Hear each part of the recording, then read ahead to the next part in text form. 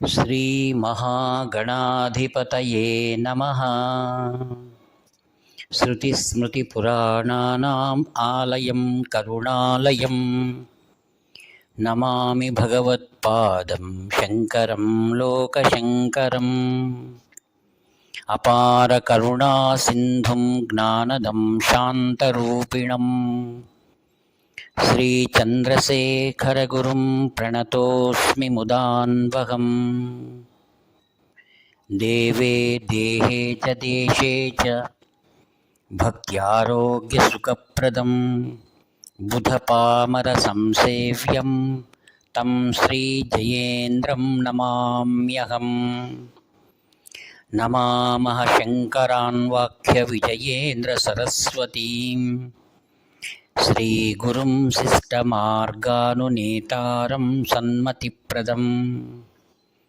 सर्वमङ्गलमाङ्गल्ये शिवे सर्वार्थसाधिके शरण्ये त्र्यम्बके देवी नारायणि नमोस्तुते। ప్రియమిత్రులందరికీ కూడా అభివాదములు. ఆత్మీయులారా,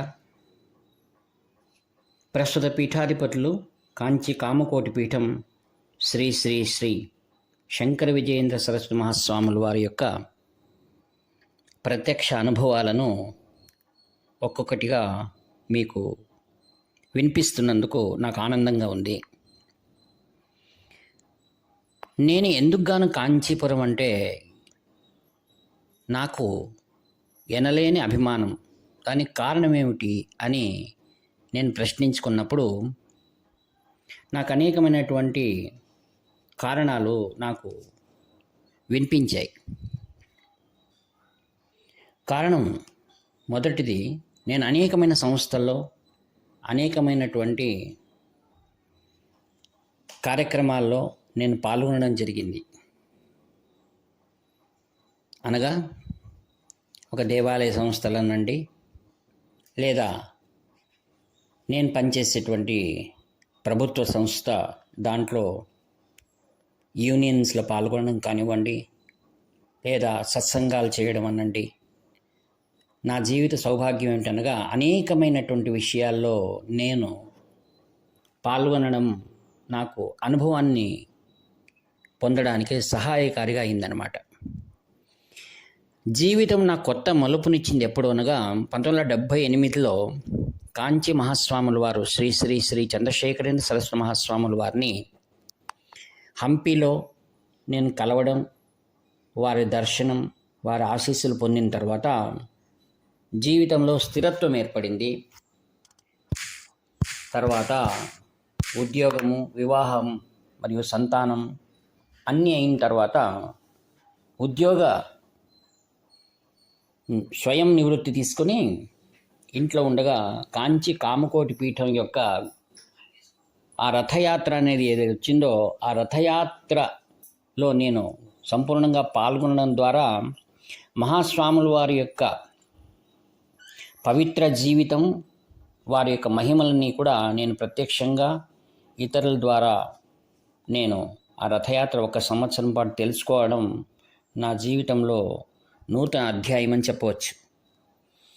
ఆ తర్వాత కాంచీపురంతో నాకు కలిగిన అనుబంధం, తర్వాత శ్రీ జయేంద్ర స్వాముల వారి దగ్గర ఉండడం, శ్రీ శంకర విజయేంద్ర స్వాముల వారితో అనేక సంవత్సరాలు నేను కాంచీపురంలో గడపడం అనేటిది కూడా జీవితం యొక్క నిజమైన అర్థం ఏమిటి అనేటువంటిది తెలుసుకోవడానికి చాలా ఉపయోగపడిందన్నమాట.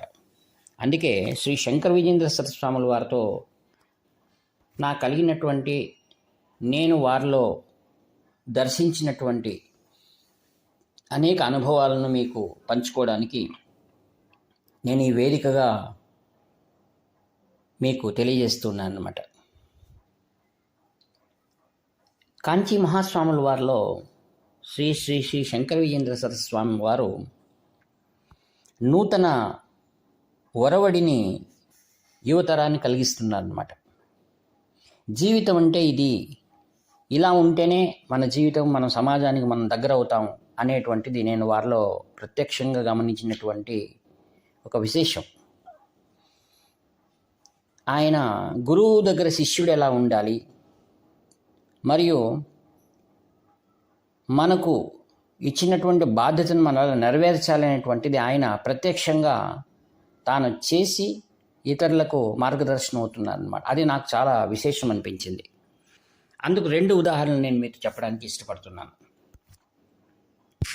శ్రీ శంకర విజయేంద్ర సరస్వాముల వారు, శ్రీ జయేంద్ర సరస్వాముల వారు బెంగళూరులో మాది విద్యానికేతన్ అనేటువంటి పాఠశాల ఉంది. దాంట్లో సిబిఎస్తో పాటు వేద విజ్ఞానం కూడా అక్కడ నేర్పిస్తారు. చాలా విశాలమైనటువంటి ప్రదేశంలో ఆ యొక్క బెంగళూరు యూనివర్సిటీ దగ్గర ఉంది అది. స్వాముల వారు అక్కడ క్యాంప్ ఉన్న సందర్భంలో నేను ఉదయాన్నే స్వాముల వారి దగ్గరికి వెళ్తాం కదా దర్శనానికి. అప్పుడు స్వాముల వారు ఉదయాన్నే ఒకరోజు అలా వ్యాహ్యాలకి బయటికి వెళ్తున్నారనమాట. మేమంతా వెనకాల పరిచారకులు వెళ్తూ ఉండగా స్వాముల వారు ఒక పాలు అమ్మేటువంటి వాడు ఎదురొచ్చాడు. అతని ప్రేమతో దగ్గరికి పిలిచి, ఏం వ్యాపారం చేస్తున్నావు, పాల వ్యాపారం ఎలా ఉంది, ఏం కథ, అన్ని విషయాలు నిదానంగా అడిగారు. ఆయన అడిగి ఏం చెప్పారంటే, నీకు విషయం తెలుసా, ఇక్కడ దగ్గరలోనే కంచి కామకోటి పీఠం స్వామీజీ వారు వచ్చారు, వారు ఇక్కడ పూజలు చేస్తున్నారు, మీరు వీలున్నప్పుడు వచ్చి ఆ పూజలో పాల్గొనండి అని చెప్పారు. నేను అన్నాను, నాకు అనిపించింది జగద్గురువులు ఒక సామాన్యమైనటువంటి ఒక ప్రచారకుడి మాదిరిగా అక్కడ జరిగేటువంటి విషయాన్ని వారికి అందించడం అనేటువంటి నిజంగా నాకు ఆశ్చర్యపరిచింది అనమాట. సామాన్యంగా మనం ఏం చూస్తున్నామంటే పీఠాధిపతులు అంటే వాళ్ళ వైభవము, వారి ఇతరులతో గంభీరంగా ఉండడం, ఇవన్నీ మనం నేడు చూస్తున్నటువంటిది. అయితే దీనికి భిన్నంగా స్వాములు వారు ప్రజల్లో మమైక్యం కావడం అనేటువంటిది. తర్వాత వారు మమ్మల్ని చూశారు ఇటు ఒకసారి, మీరు ఇలా ప్రచారం చేయాలి, ప్రజలకు తెలియజేయాలి, వ్యక్తుల దగ్గరికి వెళ్ళాలి. అదే విషయం ఒకసారి స్వాముల వారు ఒక ఇంటర్వ్యూలో చెప్పినప్పుడు నేను అక్కడ కూర్చున్నాను. చాలామంది ఏమంటుంటారంటే, ఏదైనా ఒక కార్యక్రమం మనం ఏర్పాటు చేసుకుంటే మనం వృత్తపత్రికల్లో ఆ విషయాన్ని మనం తెలియజేస్తాం. చాలామంది అది ఇష్టపడుతూ ఉంటారు కూడా, దానివలన ప్రచారం జరుగుతుంది, ప్రజలు తెలుసుకుంటారు అని. అయితే స్వాముల వారు అన్నారు, ఎవరు కూడా పేపర్ చూడరు, దాన్ని అలా మూలకు పారవేసి ఉంటారు. మనం వ్యక్తులను కలిసి వ్యక్తులకు నేరుగా జరిగిన విషయాలు తెలియజేయడం అనేటువంటి అది నిజమైనటువంటి సంపర్కం, అదే నిజమైనటువంటి సేవ అని వారు చెప్పారు. అప్పుడు నాకు శ్రీ విద్యానికేతన్ స్కూల్లో స్వాముల వారు ఎందుకు ఉదయాన్నే అలా చెప్పారు అనేటువంటిది నా కళ్ళ కట్టినట్లు అనిపించింది అనమాట. అంటే ఒక శిష్యుడిగా, అంటే కంచి కామకోటి పీఠంలో తాను శ్రీ జయేంద్ర స్వాముల వారి శిష్యుడిగా తాను జరుగుతున్న కార్యక్రమాలను ఇతరులకు తెలియజేయడం అనేటువంటి నా బాధ్యత అని నాకు ఆయన గుర్తు చేశారు. ఇది మన కార్యక్రమం, మన ఇంటి కార్యక్రమం, మన దైవ కార్యక్రమం, మన సమాజ కార్యక్రమము. దాంట్లో మనం వ్యక్తి యొక్క గొప్పతనాన్ని పక్కన పెట్టాలి అని. రెండవది, వారు తిరుపతిలో క్యాంప్ ఉన్న సందర్భం ఒకసారి. అప్పుడు స్వాముల వారు క్యాంప్ మధ్యలో ఒకసారి ఏం చేశారంటే, ఆయన మార్కెట్లోకి వెళ్ళారు. స్వాముల వారితో నేనున్నాను ఒక్కడు, తర్వాత ఇంకొక పరిచారకుడు ఉన్నారు. స్వాముల వారు ఒక్కొక్కరు సంతలో వెళ్ళారు. ఆ రోజు సంత. స్వాముల వారు ఒక్కొక్కరి దగ్గరగా వెళ్తూ వారన్నీ తమ వస్తువులను చక్కదిద్దుకుంటున్నారు అనమాట. వాళ్ళని అడుగుతున్నారు, మీరు ఎక్కడి నుంచి వచ్చారు, ఇక్కడ మార్కెట్ ఎప్పుడు పెట్టుకుంటారు, వారానికి ఒకసారి జరుగుతుందా ఈ సంత, ఎక్కడి నుంచి వస్తువులు తెస్తారు, అన్నీ ఒక్కొక్కటి అడుగుతుంటే పాపం వాళ్ళకి తెలియదు. వచ్చిన వారు జగద్గురువులు శ్రీ శంకర విజయేంద్ర సరస్వాముల వారు, కాంచి కామకోటి పీఠాధిపతులు అనేటువంటి పాపం వారికి తెలియదు. వారు యథాలాపంగా వాళ్ళేం నిలుచుకోలేదు, తమ పని తాము ఉంటూ కొన్ని విషయాలు స్వామివారు అడిగినటువంటి వివరాలు వాళ్ళు చెప్పారు.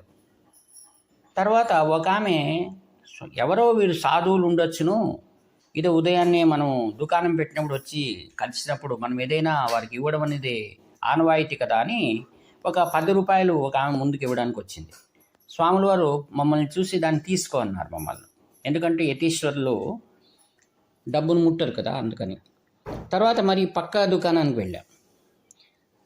అక్కడ కూడా ఇలాంటి ప్రశ్నలన్నీ అడిగి స్వామివారు తెలుసుకుంటూ, మీరు మీ ఊరికి వెళ్ళాలంటే ఎలా వెళ్తారు, ఈ వస్తువుని ఎలా తెస్తారు అని వారితో ఎంతో ప్రేమగా ముచ్చటిస్తున్నారనమాట. వారు కూడా ఆమె ఎంతసేపు చూసి ఏదో వీరు కూడా ఏదో సాధువులు ఏదో మఠానికి సంబంధించిన వాళ్ళు ఉండొచ్చును, ఏదో నేరుగా ఆశించకుండా ఇలా ఏదో తిరుగుగా అడుగుతున్నారేమో అనుకుని ఆమె కూడా ఓ టెంకాయ స్వాముల వారికి ఇచ్చింది. నాకు నవ్వు వచ్చింది. అయినా స్వాముల వారు నవ్వుతూ పక్కన మమ్మల్ని తీసుకోమని చెప్పారు. తర్వాత అక్కడి నుండి స్వాముల వారు ముందుకు వెళ్తూ ఆయన ఆ రోజు వేదిక యూనివర్సిటీలో స్వాముల వారి ఉపన్యాసం ఉంది. అక్కడి నుంచి ఒక్కొక్క దారిగా వెళ్తూ ఒక 5 మంది పరిచారకులు స్వామివారితో అలా సహజంగా నడుచుకుంటూ వెళ్ళిపోతున్నాం. దోవలో ఒక ఆయన భగవత్పాద అనే ఆయన ఒక ఆయన కలిశాడు పెట్రోల్ బంక్ దగ్గర. స్వామివారు ఆయనని పిలిచి, మీ పేరేమండి అని అడిగారు. భగవత్పాద అని. ఎందుకు మీకు ఆ పేరు ఉంది అని ఆ వివరాలు అడిగి, నన్ను ఆయన వివరాల తర్వాత తెలుసుకో అని చెప్పారు. అది ఉండని పక్కన.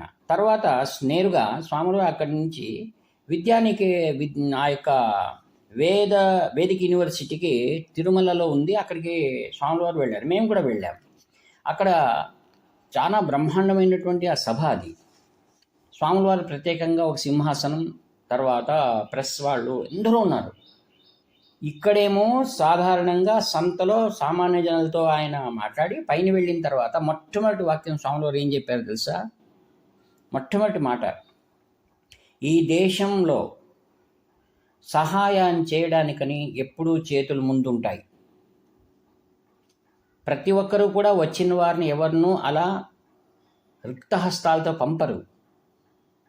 అయితే మనం ఇన్న వేదం చదివినట్టు మీరందరూ కూడా సామాన్య ప్రజలకు అందుబాటులో ఉండాలి.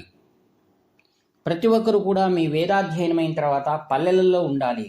పల్లెల్లో ఉన్న ప్రజలకు వారు ఎప్పుడు కృషికులు, వాళ్ళు ఎప్పుడు విత్తనాలు విత్తాలి, ఒక గోవు ప్రసవం అయితే దానికి ఎప్పుడు ఏం పేరు పెట్టాలి, మరియు పంచాంగం చాలా సులభంగా వాళ్ళకి చెప్పాలి. కనిష్టం 1 సంవత్సరమైనా పల్లెల్లో ప్రతి ఒక్కరు ఉండడం చాలా మంచిది. వారు ఎంతో దూరం వచ్చి పట్టణాలకు వచ్చి వ్యాపారాలు చేస్తూ ఉన్నారు.